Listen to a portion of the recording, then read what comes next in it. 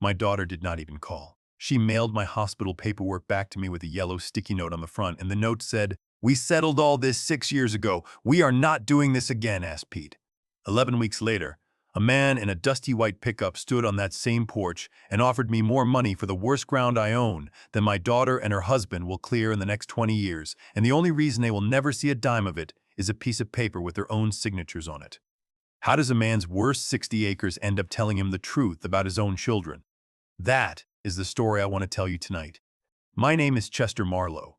Most everybody calls me Chet. I am 76 years old, and I have spent my whole life growing apples on a hillside in southern Indiana, outside a little town called Harmon Ridge that you have never heard of and never will unless you count the water tower from the highway. Before we get going, do me one small kindness. Down in the comments, tell me about the oldest tree you know by name, the one in your yard or your grandmother's yard, the one you climbed or swung under or buried a dog beside.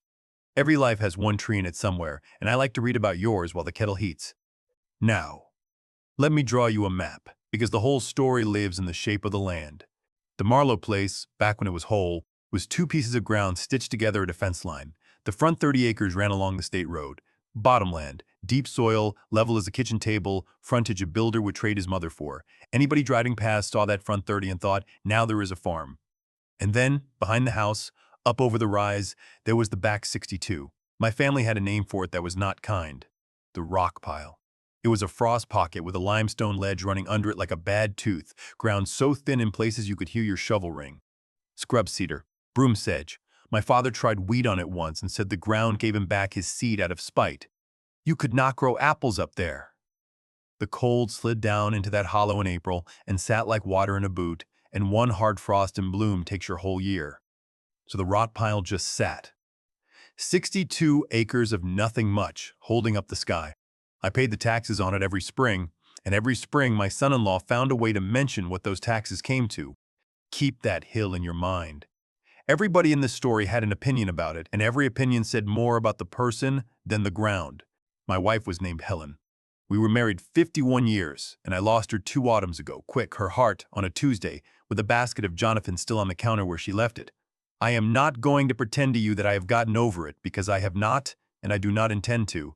Helen ran the orchard stand out front for 40 years. She knew every regular customer by their pie, which is a real way to know people, and do not let anybody tell you different. Helen had one Sunday a year that mattered to her more than Christmas. First Sunday of October, we pressed cider. Everybody came. Church folks, neighbors, the 4-H kids, half the volunteer fire department. You brought your own jugs and your own gossip. The press was her grandfather's, oak and cast iron, and he groaned like an old man getting out of a chair, and the whole yard smelled like sweet and wasps and fall coming. Since she passed, I have kept that Sunday going, because quitting it would have felt like letting them bury something else of hers. Hold on to that Sunday, too. This story ends there, in front of 40 people, with a lawyer's letter on one side of a folding table and a yellow sticky note on the other. We had 2 children, Helen and me, and I'm going to try to tell this next part fair, because they are both mine. Renee is our oldest, 52 now, sharp as a tack from the day she could talk. She left for Indianapolis at 18 like the driveway was on fire and worked her way up in a bank, a real career. I was proud of her, I still am, in the complicated way you stay proud of somebody who has quit being kind to you. Somewhere in those years she married Kirk. Kirk sells commercial real estate, shopping strips and warehouse ground, and Kirk is the kind of man who shakes your hand and looks over your shoulder at the same time, taking inventory of everything behind you. The first time he ever walked my fence line, he stood on the rise, looked out over the back 62 and said, "Well, you cannot give ground like this away." Then he laughed, so it would count as a joke if I minded. Pete is our youngest, 48. He never left. He is a mechanic for the county school corporation, keeps the buses running, which in a county like ours is its own kind of ministry. Pete married a girl named Dana who laughed with her whole self, and they had Wren, my granddaughter, and then 5 years ago Dana was gone, an aneurysm, 39 years old, no warning at all. Pete did not fall apart because he did not have that luxury. He had a 7-year-old. He got up and packed lunches. If you want to know what a man is made of, do not watch him at a funeral. Watch him at 6 in the morning, 3 weeks after 1. Wren is 12 now. She has her grandmother's habit of standing with her hands on her hips looking at a thing like it owes her an explanation. She is the only person besides me who loves the rock pile. She says the ledge looks like the bones of something old and patient, sleeping under the grass. I have never once corrected her, because I believe she is right. So that is the map, And that is the family.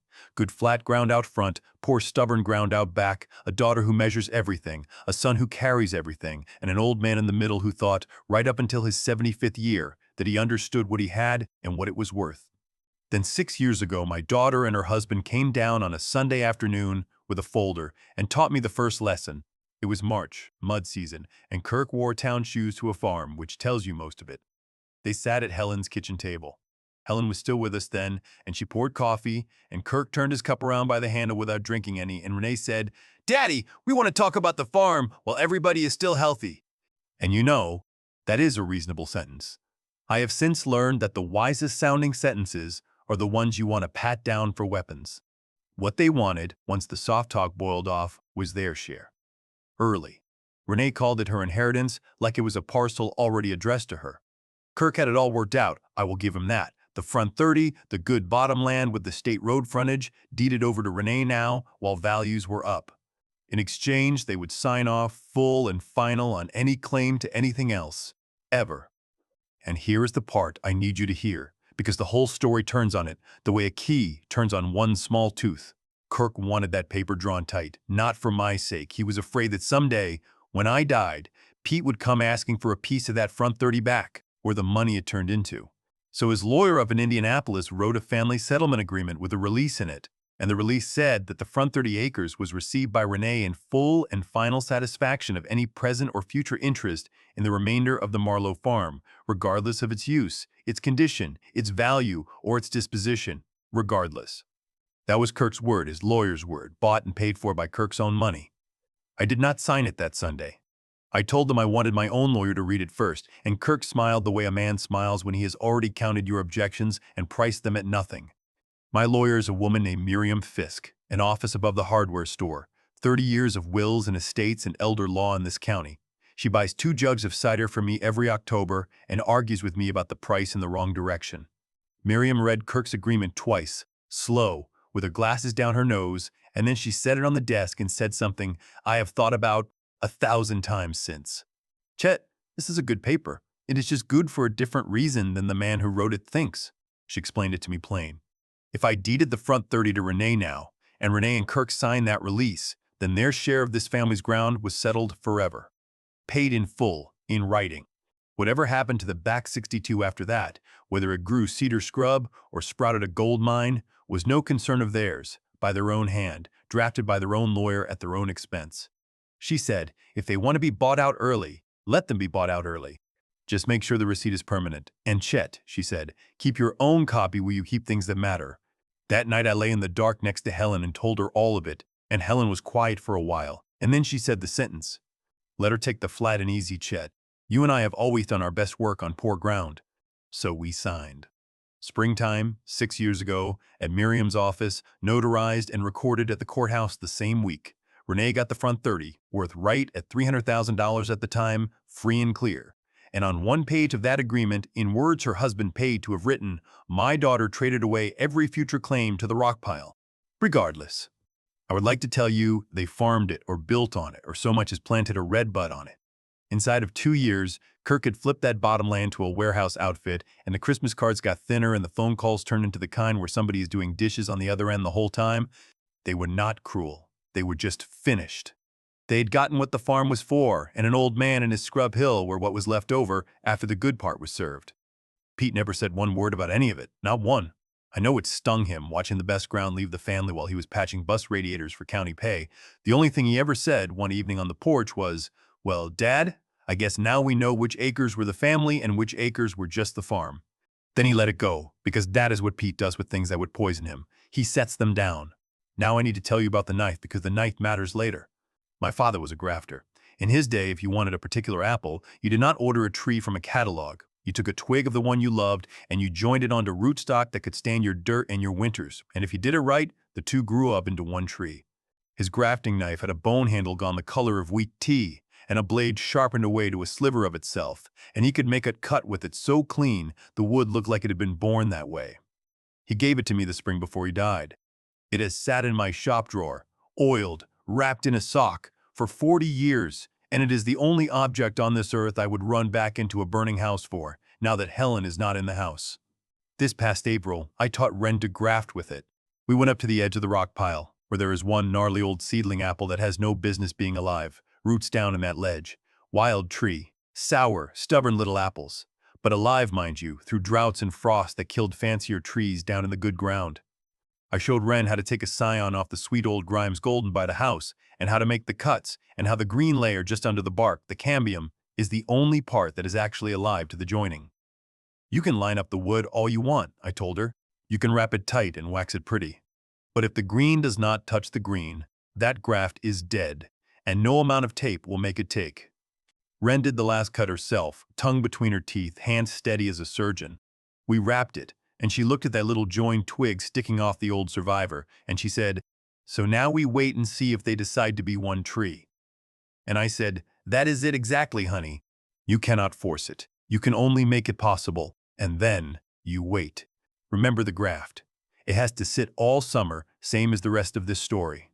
It was 3 weeks after that, first week of May, that the ground came up and hit me. I was mowing between the rows, walking behind the push mower like I have 10,000 mornings of my life, and the world went white at the edges, and the next thing I knew for certain was that I was on my back between two apple trees, looking up through the blossoms with the mower dieseling away on its side.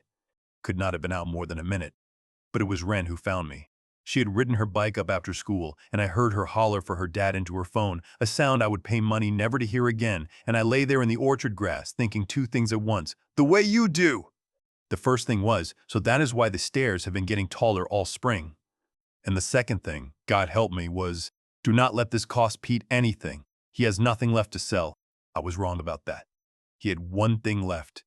And what my daughter did when I asked her for help, and what my son did without being asked at all, split my family down the middle as clean as a grafting cut. That is where this story truly starts. They ran their tests, and the heart doctor put a picture up on a screen and showed me a valve in my own chest, working like a gate with a rusted hinge. Aortic stenosis, he called it. The doorway the blood goes through was narrowing, quiet as rust, and the fainting was the valve finally saying out loud what it had been whispering all spring. The good news, and it was real good news, was that they could fix it without cracking a man open like a walnut. Up through an artery in the leg, a new valve set inside the old one, home in a day or two. He wanted it done inside a couple of months. Not an emergency, he said, but a valve like this does not get better. It only picks a day. Then he looked at my mouth, and he found the toll booth on the road to the operating room.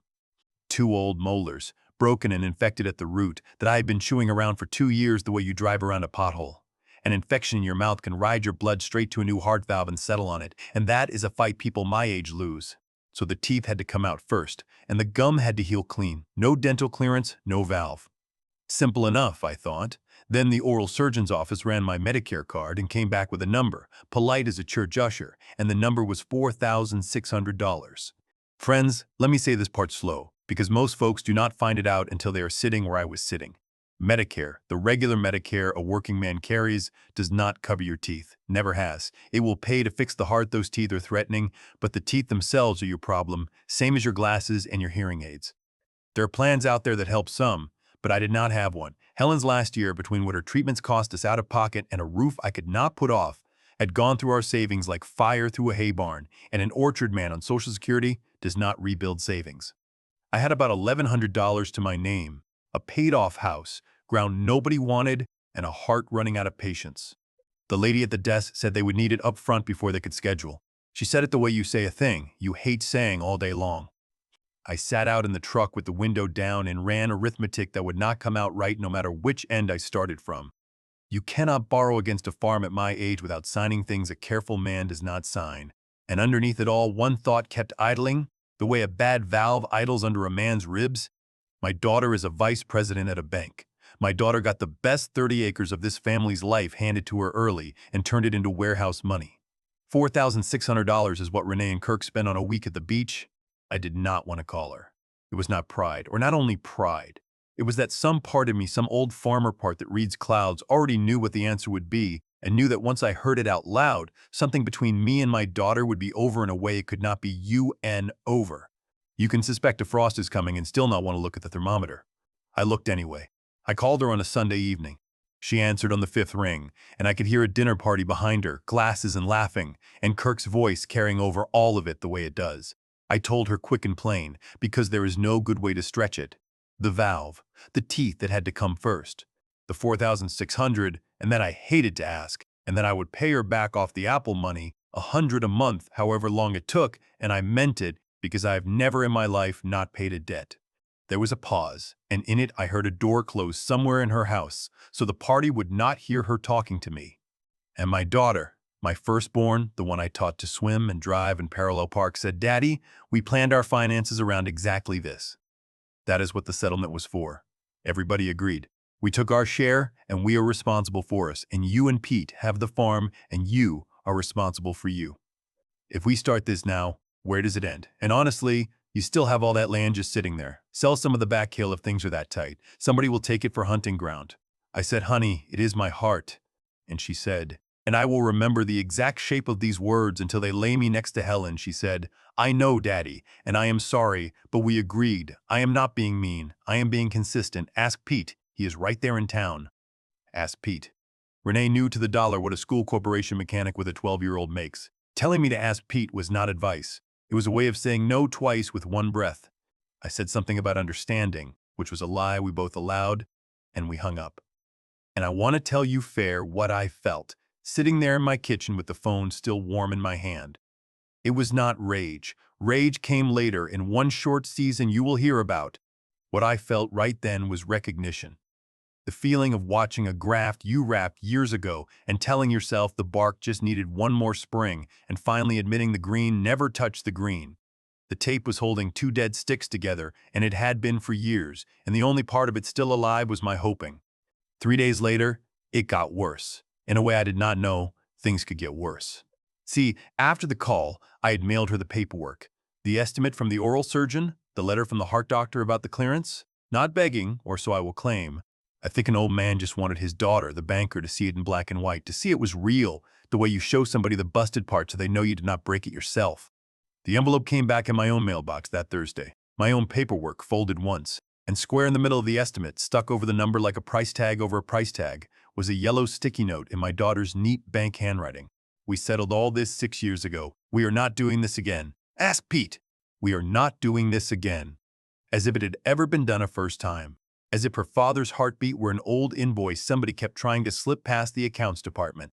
I stood at the mailbox a long time. Somewhere back over the rise, on ground worth nothing at all, a wild apple tree with her grandmother's sweetness taped into its arm was deciding, in the dark under the bark, what it was going to be. I put the sticky note in my shirt pocket. Partly, I suppose, the way you keep a splinter you dug out of your own hand just to look at what did the damage. But partly, and I will own this, some cold, patient corner of a farmer's mind was already saying, "Keep the frost record, Chet. You will want the dates." What I did not know was that Wren had been sitting on the porch steps behind the honeysuckle, the evening I made that call, doing her homework, hearing every word of my half of it, and a 12-year-old with her hands on her hips does not set things down the way her father does. She told Pete that night. And Pete went out to the barn where he keeps the one thing he had left and stood looking at it until past midnight. I had to tell you about the boat, and I would rather not because even now it closes my throat. It was an old bass boat, a Ranger, older than Wren, and when Pete bought it half dead the year after Dana passed, I thought, good, the boy needs a project that is not grief. Turned out the project was for both of us. 2 winters, him and me, in that cold barn with a kerosene heater. We rewired her, rebuilt the transom, got the old outboard purring, and then for 4 springs, that boat was where my son and I did our talking. Out on Patoka Lake at daylight, fog walking on the water, neither of us saying much of anything out loud, which is how the men in my family say the most. Wren caught her first base out of that boat. There is a picture of it on Pete's refrigerator, her holding that fish sideways with both arms like a firewood log, grinning around missing teeth. You see where this is going? I did not, and that is my shame, because a man ought to know his own son. What I knew was this. On a Tuesday, the oral surgeon's office called, and the lady said, "Mr. Marlow, we have you down for both extractions Thursday morning." And I said, "Ma'am, I believe there is a mistake. I have not brought you any money." And she was quiet a second, and then she said, in a voice like she was handing me something breakable, "Sir, the balance was taken care of yesterday. Paid in full. He asked us not to say anything, but I was not going to let you sit home scared over a mistake." I asked her. She should not have told me, and she told me anyway, and God bless her forever. Peter Marlow. Cash. I drove to Pete's place with my heart doing exactly what the doctor told me not to let it do. And before I even got to the door, I saw it. and I stood in his gravel driveway like a man who has been hit and has not fallen yet. The trailer was there. The boat was not. He came out on the step in his work shirt, wiping his hands, and he saw where I was looking, and neither one of us said anything for a while. Then he said, "Jean from the bus garage has wanted her for 2 years. He will treat her right." And I said, "Son, no, not the boat."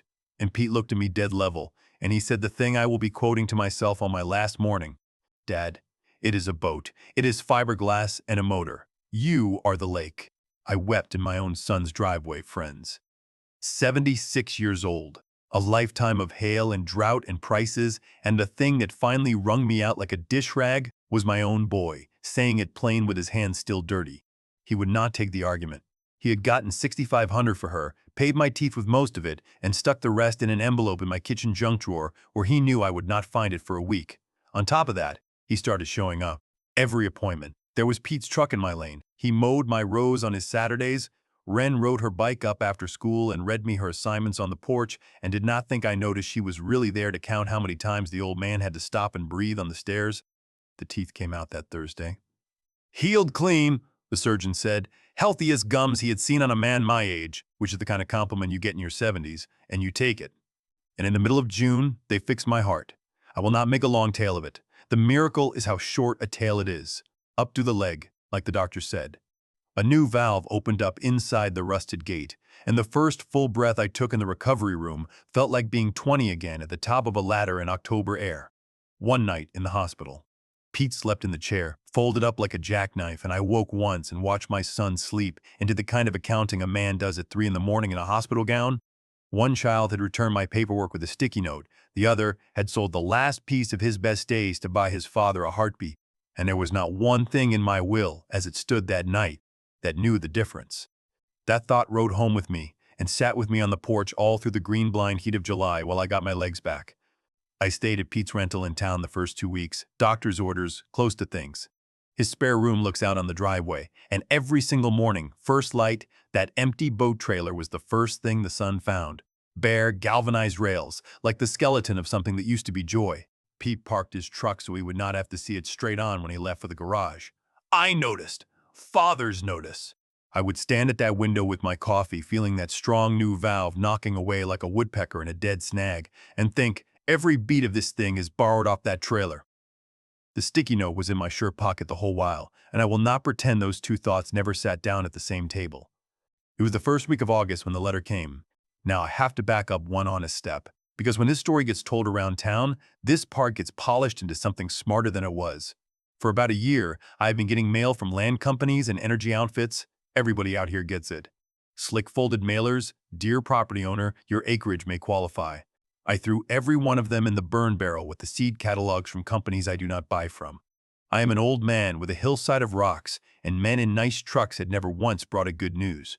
But this one was certified. A young mail carrier stood on my porch with a green card for me to sign, and you do not burn barrel a certified letter.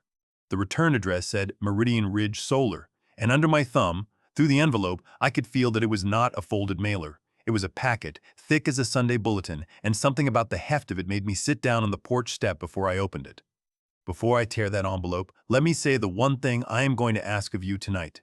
If you have ever been the rock pile in your own family, if you have ever been priced out at nothing by people who only ever walked your fence line in town shoes, then you and I are cut off the same tree, and this channel is where I tell stories for the likes of us. Go ahead and tap that subscribe button so the next one finds you.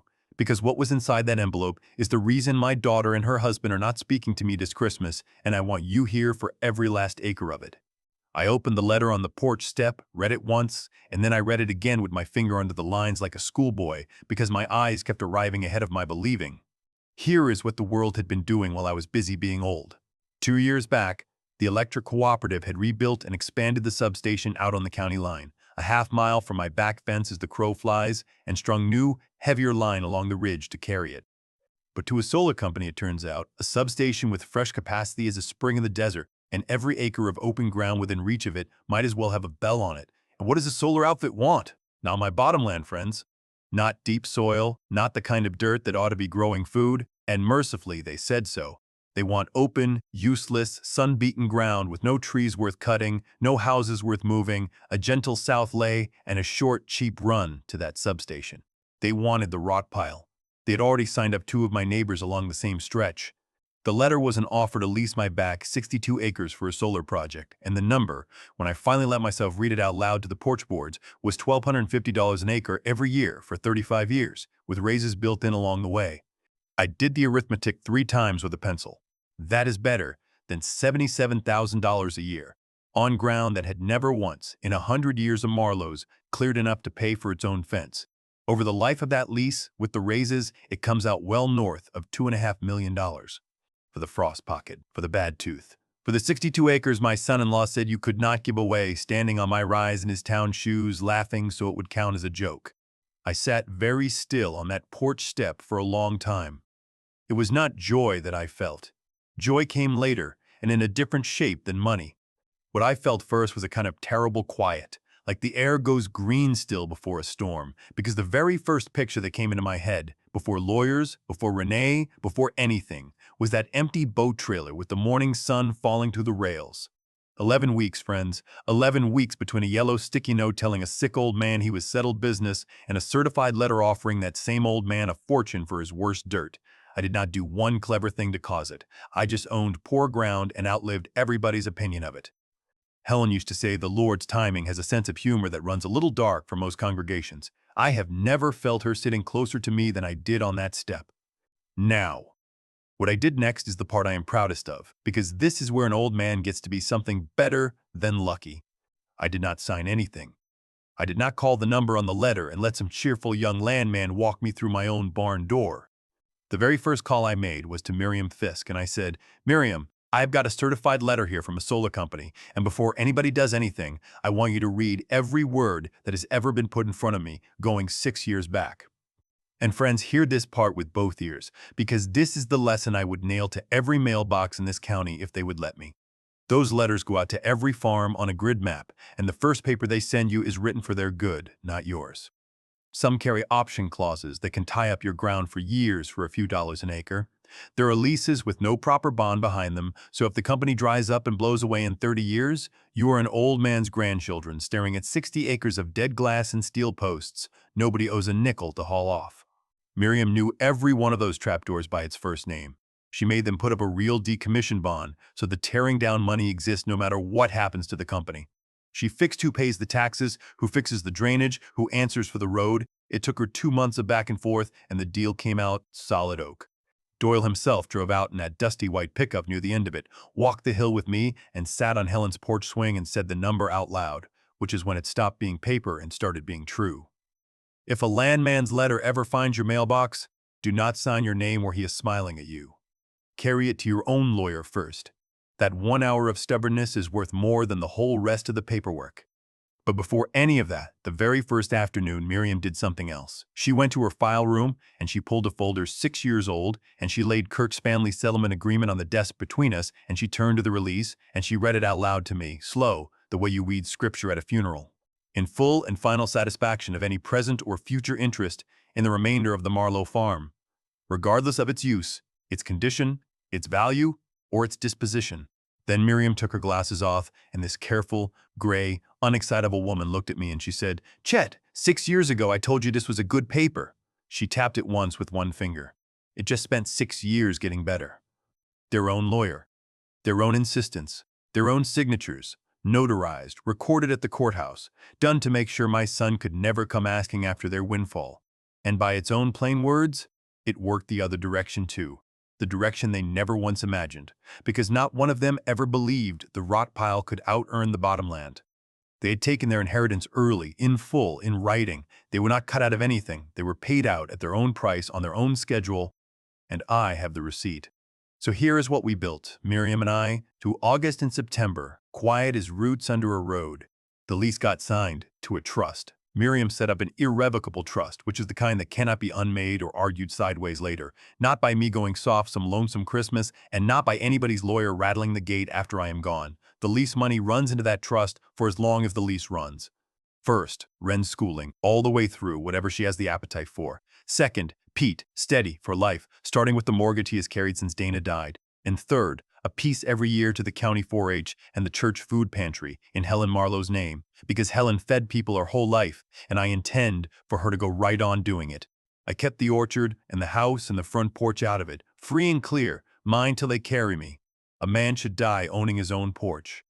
And one more piece of September business, the sweetest I ever did.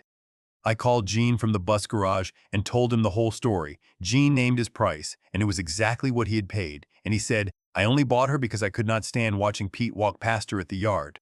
Some men preach better with a boat title than most do with a pulpit. Gene agreed to keep her in his barn until the first Sunday of October, because I wanted to do it at the cider pressing, in front of everybody, Helen's Day. What I did not plan on was that my daughter and her husband would choose that same Sunday, in front of that same everybody, to come collect what they had decided I owed them. Kirk found out the way Kirk finds out everything. A commercial real estate man watches the county recorder's office the way I watch a thermometer. When the solar company recorded a memorandum of our lease, a normal public one-page notice that a lease exists, it surfaced in whatever net Kirk drags through the records, my name, the trust's name, Meridian Ridge Solar's name, all on one page. He knew before some of my neighbors did, and 2 evenings later, my telephone rang, and there was my daughter, warm as fresh biscuits, warmer than that line had run in a year and more. Daddy, how are you feeling? We have been thinking about you so much. Listen, Kirk heard the most interesting thing about the back hill, and honestly, Daddy, this is exactly the kind of deal where families should be at the table. These companies eat old farmers alive. Kirk knows solar people. He can look everything over. Do not sign one single thing until we get down there. 11 weeks earlier, this same telephone line had carried the words Ask Pete. Now it was carrying we and family and at the table. Nothing in my daughter had changed but the arithmetic. I kept my voice level and my words few, which around a bank vice president is the only safe way to carry a secret. I said, honey, everything up here is looked after. And that was every word of a lie-free sentence, and I let her hear it however she liked. What she did not know was that everything was already signed, sealed, recorded, and beyond the reach of anybody's helpful looking over. You cannot hurry a graft, and you cannot rush a trust, and mine had both already taken. But Kirk was not built for waiting, and this is where my son-in-law stopped being greedy, which I could have forgiven, and did the thing I have not yet figured out how to forgive.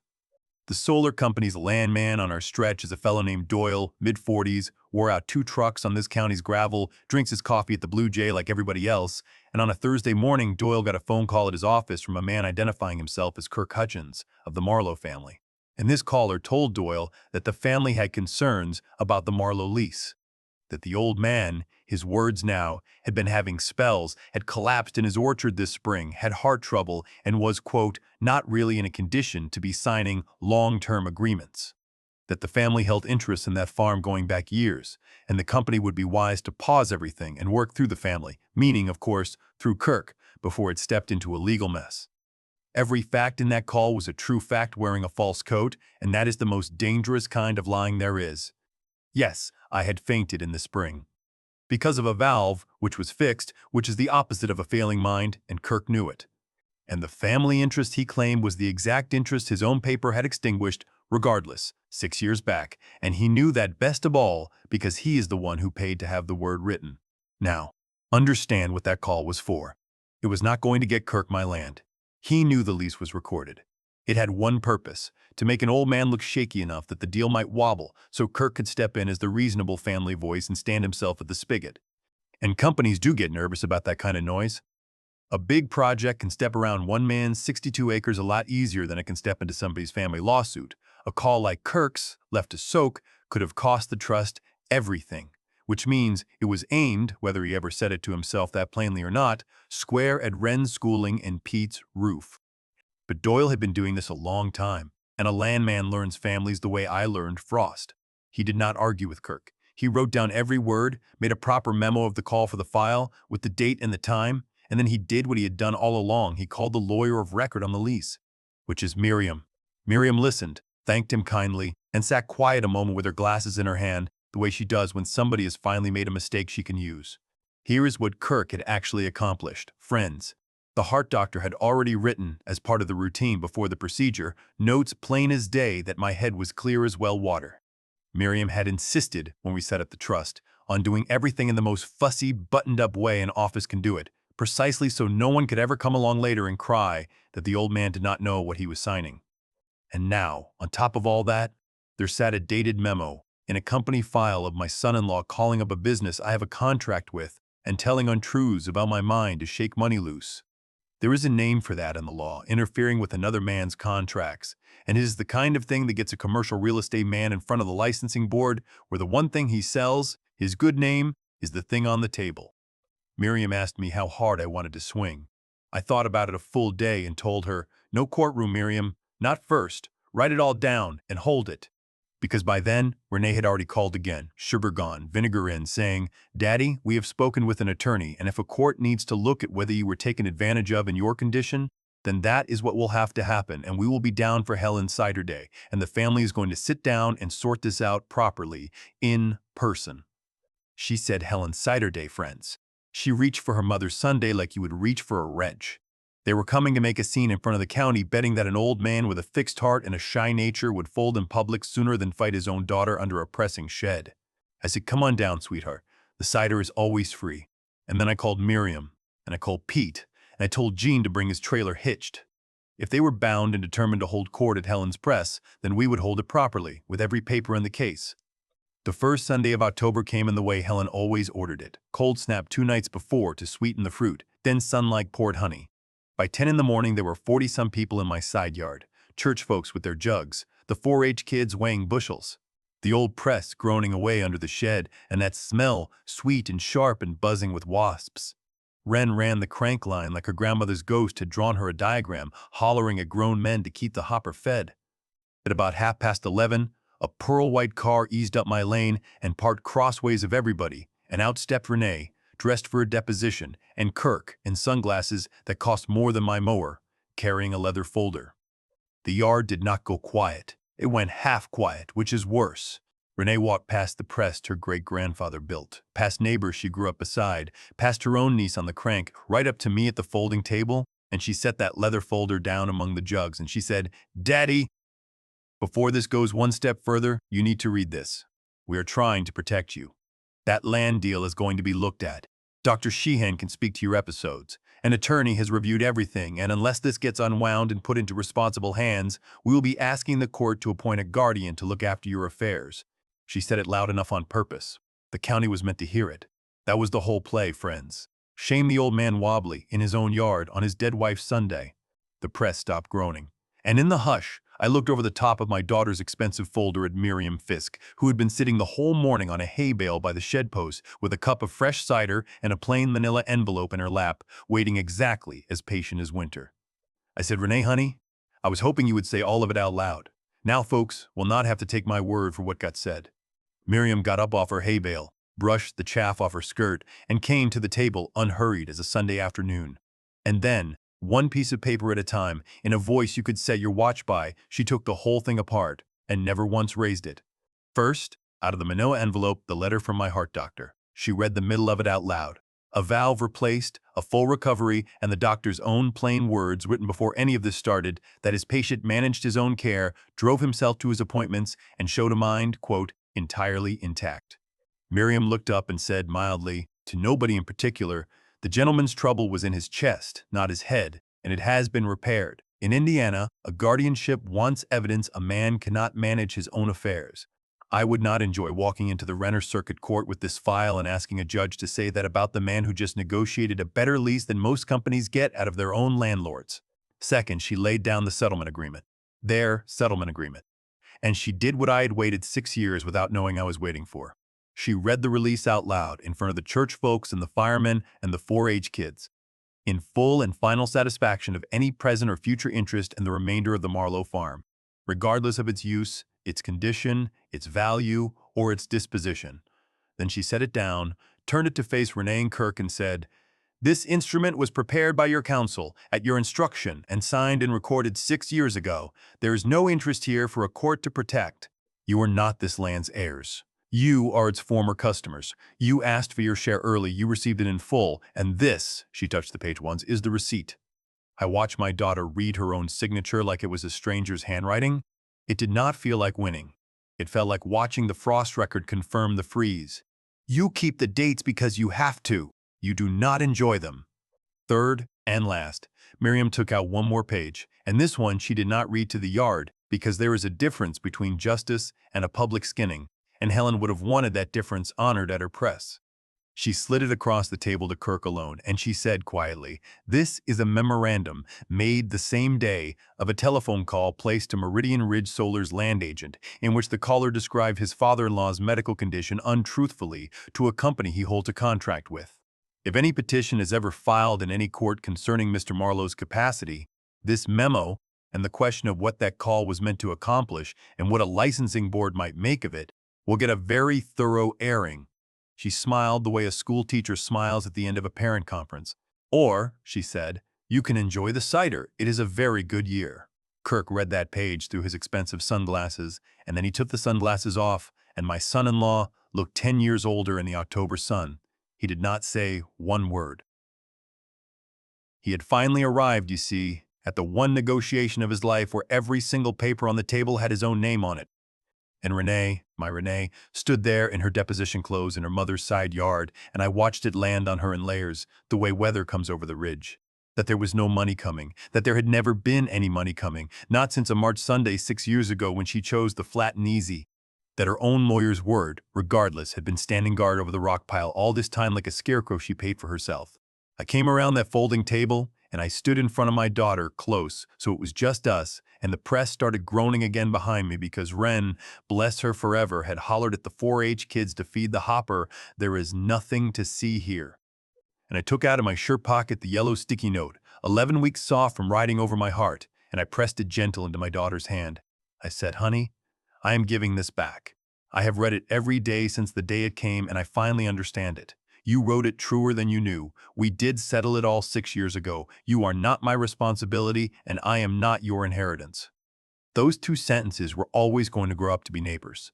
And then I said the other thing, and I meant every word of it, and I mean it tonight. I said, "But hear the whole of it, Renee. The paper is settled. The porch is not. There is a chair at my table with your name on it every Sunday of my life, and cider in the jug, and not one thing you have to sign to claim them. Your mother's door does not do full and final. That part, nobody gets to settle but me." She stood there holding that sticky note with both hands, the way you hold something that has turned out to be heavier than it looks. And for 1 second, I saw my little girl look out of that banker's face, and then Kirk touched her elbow, and the second closed like water over a stone. They walked back to the pearl-white car. But I will tell you this, and you may make of it what you like. At the end of my lane, the car sat still for a long moment before it turned onto the state road, brake lights burning red through the dust. Somebody in that car was looking back in the mirror. I have decided not to know which one. The yard breathed out. The press groaned on. And 20 minutes later, right on time, Jean's truck came up my lane with the boat on the trailer behind it, washed and waxed and shining like a church shoe. I wish you could have seen my son. Pete came around the corner of the shed with a bushel on his shoulder, and he saw her, and he set that bushel down slow, apples rolling off in the grass every direction, 4-H kids scrambling after them like chickens.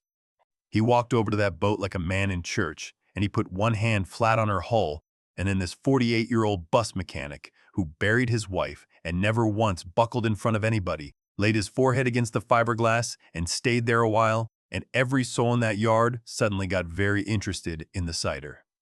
The title was already back in his name, and the mortgage came off his little house before the first snow. When Pete tried to argue one time that evening, I put my hand on his shoulder and gave him back his own medicine with 2 words changed.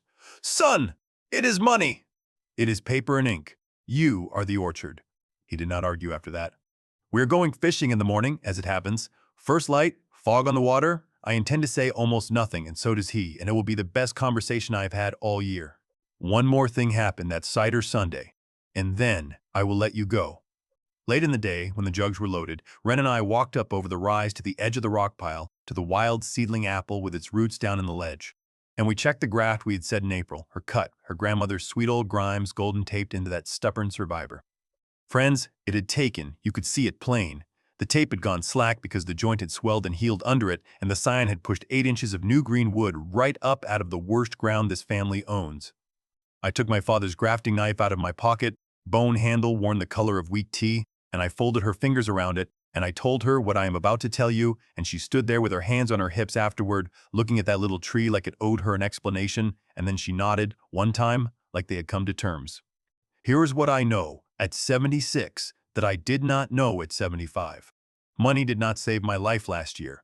Money refused, in fact politely, on a sticky note.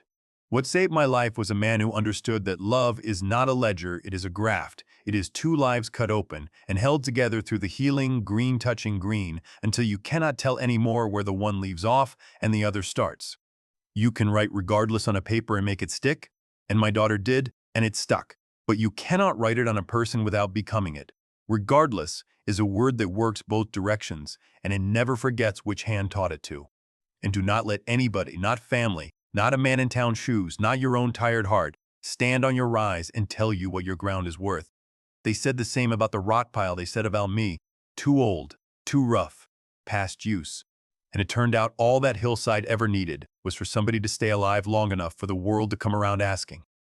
Your worst acres are still yours, friends. Keep paying the taxes on them. You do not know yet what wants to grow there. Look after your teeth while I am at it. Nobody tells you that Medicare will not, and the toll booth is expensive. If your family ever asks you for their share early, love them enough to do it through a lawyer in writing, because good paper keeps Thanksgiving peaceful better than good intentions ever did. And if there is somebody in your family who is the graft that took, the one who shows up, the one who holds, go tell them so while they can hear you. Do not make them wait for the reading of anything. It is late here in Harmon Ridge. The jugs are washed, the press is covered for winter. Somewhere up over the rise, in the dark, on 62 acres of prime Indiana rock, there is a young branch getting ready to sleep through its first winter as part of an old tree. They named it the rock pile. Helen and I always just called it ours. This is Chet Marlow. Thank you for sitting with me tonight. Go on to bed now, and when you say your prayers, put in a word for the stubborn ground everywhere and for the stubborn people standing on it. Good night.